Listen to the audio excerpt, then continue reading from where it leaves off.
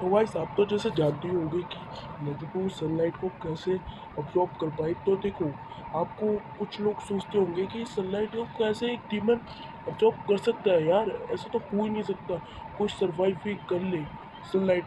तो देखो, इसकी फर्स्ट फ्लोर से ब्लीडिंग हो सकती है कि उसमें कुछ हो, जैसे कि फर्स्ट पॉसिबिलिटी होगी कि वो बहुत ही ताकतवर एक टाइप का डीमन बन गई थी, और जो कामाडो फैमिली थी वो भी सनलाइट ब्रीथिंग यूज़ कर सकती थी।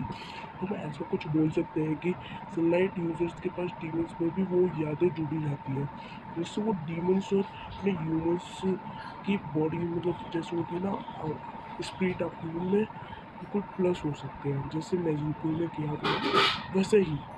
इस वजह से नेजुको छह सह पाई, और वैसे भी नेजुको अपने ऊपर पूरा कंट्रोल पा ली थी, जिस वजह से हम उसे डीमन बोले तो ये गलत हुआ।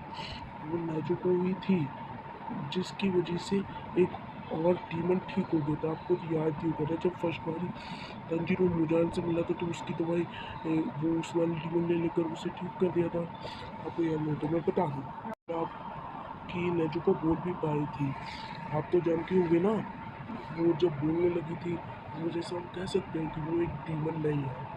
और वैसे भी वो लास्ट में बिल्कुल इन्फिनिटी वॉर ख़त्म होने के बाद तो आपको यह भी होगा कि वो कैसे मतलब बिल्कुल ठीक हो गई थी, उसके अंदर कोई डीमन था ही नहीं, मतलब वो बिल्कुल ठीक हो गई थी। तो हम बोल सकते हैं कि नेजुको एक डीमन नहीं रही है, वो एक मतलब जीवन बनाने का जो होता है ना, उसका एंटी वायरस बन गया। तो बिल्कुल मुझान का जो लीवर बनाता है और उससे, तो वो उसके अपोजिट बन गई, वो उसको ठीक कर सकती है, और खुद भी वो जल्दी ही ठीक हो गई थी।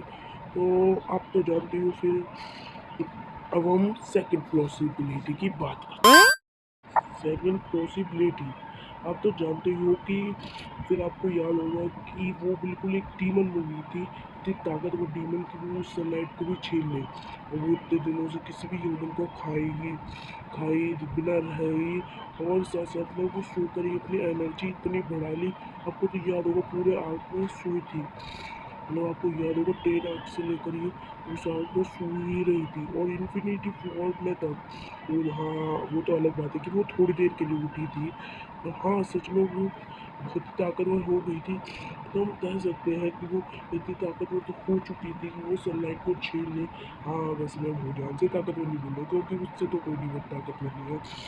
तो हम कह सकते हैं कि जो अभी वो थी नेज़ुको, वो बहुत ही रियली एक मिनट से आप बोल सकते हो, हमें एक ऐसी डीमन मिल गई जो एक डीमन भी है और साथ साथ में एक ह्यूमन भी है, मतलब दोनों का प्लस है। आप जानते हो ना, प्लस दोनों का प्लस है, जैसे उसको अपनी डीमन बॉडी पर तो कंट्रोल पा लिया है।